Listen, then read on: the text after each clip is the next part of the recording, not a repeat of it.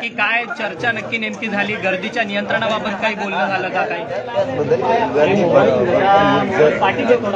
मी त्यांना सांगितलं आधी दिवस आला तर तरचा विषय आताचा नाही.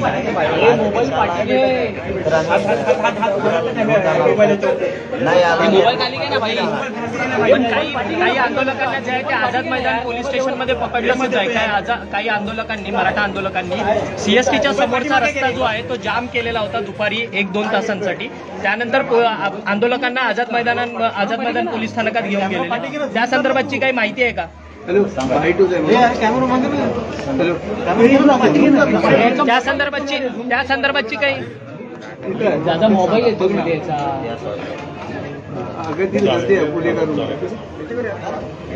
त्या संदर्भातची काही माहिती दिली का? कारण की काही मराठा आंदोलक अजून देखील अटकेत आहे मुंबई पोलिसांच्या, कारण की त्यांनी रस्ता जाम केलेला होता. नाही बोलणं नाही झालं माझं, मला माहित पण नाही. आता लगेच सांगतो मी.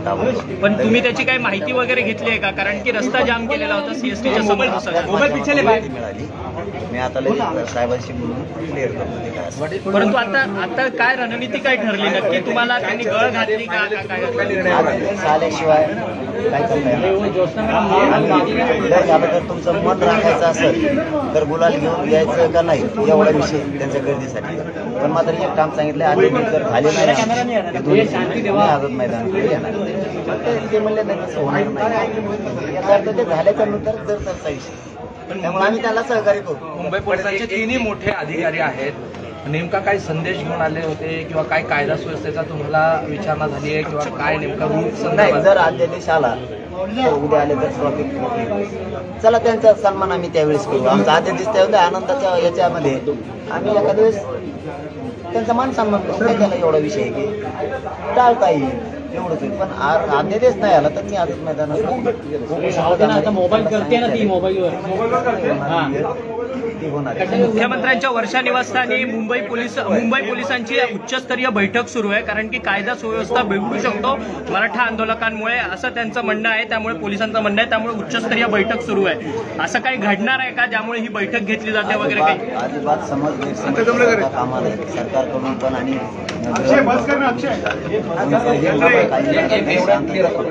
ते मुंबईत आलेले त्यांना गल्ल्या माहिती नाही, त्यांना पंचा मार्गाने कोणीकडे जायचं हे माहित नाही. त्यामुळे एखाद्या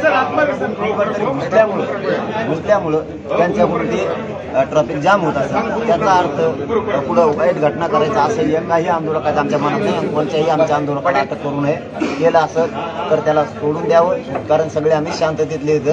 आमचं काय म्हणणं नाही, फक्त आम्ही नाकारत नाही. तुमची ट्रॅफिक जाम झाली असेल आणि झाली नाही असं आम्ही म्हणणार नाही. झाली पण असेल, त्यांना माहीत नाही हे मुंबईतले रस्ते ते कुंकून घुसले कुंकून निघले या हिशोबानं ती झाली असं जाणून बुजून अजिबात नाही. तसं कोणत्याही आमच्या आंदोलकाकडून होणार नाही म्हणजे नाही, हे खात्रीपूर्वक सांगतो. पण त्यांना पोलीस बांधवांनी साथ द्यावी आणि त्यांना सगळ्यांना तातडीनं सोडून द्यावं लगेच. पाटील, एक महत्वाचा विषय सगळ्यांसाठी आहे. काय सोशल मीडियावरून 2-3 दिवसांपासून हे सुरू आहे की टीव्ही चॅनल्स बातम्या दाखवत नाहीत. वर्तमानपत्रामध्ये सुद्धा प्रमुख वर्तमानपत्र जे आहेत महाराष्ट्राच्या त्या सगळ्या वर्तमानपत्रामध्ये सुद्धा बातम्या येत नाहीत.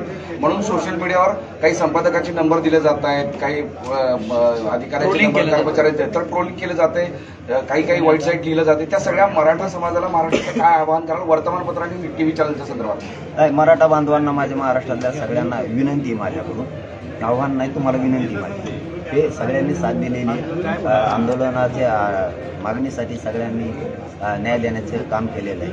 आपल्या बाजूने ते उभा राहिले. एखादा अर्धा वेळ झालंही असेल किंवा याचा अर्थ असा नाही की त्यांनी आपल्याला साथ दिली. माझी सगळ्यांना विनंती, आजपासून ते सगळं बंद करा. माझ्या शब्दावरती सगळ्यांनी विश्वास ठेवा.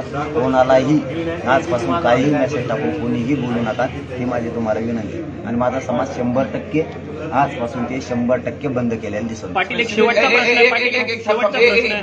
स्पेसिफिक वर्तमानपत्रांनी टीव्ही चॅनल असा तुमचा शब्द? हो, टीव्ही चॅनल सगळे जेवढे टीव्ही चॅनल येतात न्यूजचे आणि पेपरवाल्यांसाठी सुद्धा. आणि आले असेल नसेल रुसायचं नसतं, आपलं काम आपण करत राहायचं. ते आपल्या बातम्या लावत राहायचं. इथून पाठीमागं लावलेल्या हेही आपल्याला नाकारता येणार नाही. एखाद्या अर्थव्यवस्थेत झालं असं इतकं कुठं लावून घ्यायचं नसतं. आपण समजदारीची भूमिका समाजाने हमेशा घ्यायची. समजदारीची भूमिकेत राहायचं. आपल्याला न्याय मिळत आलाय. हे बांधव सुद्धा आपले ते लोकांचे नाही. पत्रकार बांधवांनी टीव्ही चॅनलचे बाजू दोघांनाही आजपासून कुणीही काहीही बोलायचं आणि मेसेज सुद्धा टाकू नका.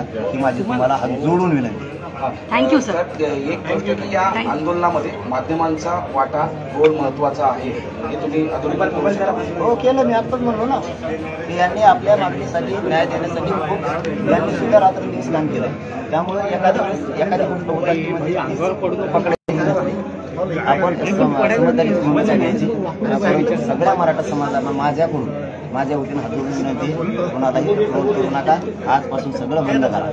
काही कुणाला बोलण्याची आवश्यकता नाही. ते आपल्या सोबत येत आणि दुपुढे करा. पाटील, एक शेवटचा प्रश्न आहे. अध्यादेश काढा तुम्ही असं सरकारला म्हणते, पण तात्पुरता अध्यादेश काढला तर तो कोर्टात टिकणारा नसणार, कारण की ओबीसी समाजातले जो आहे विरोधात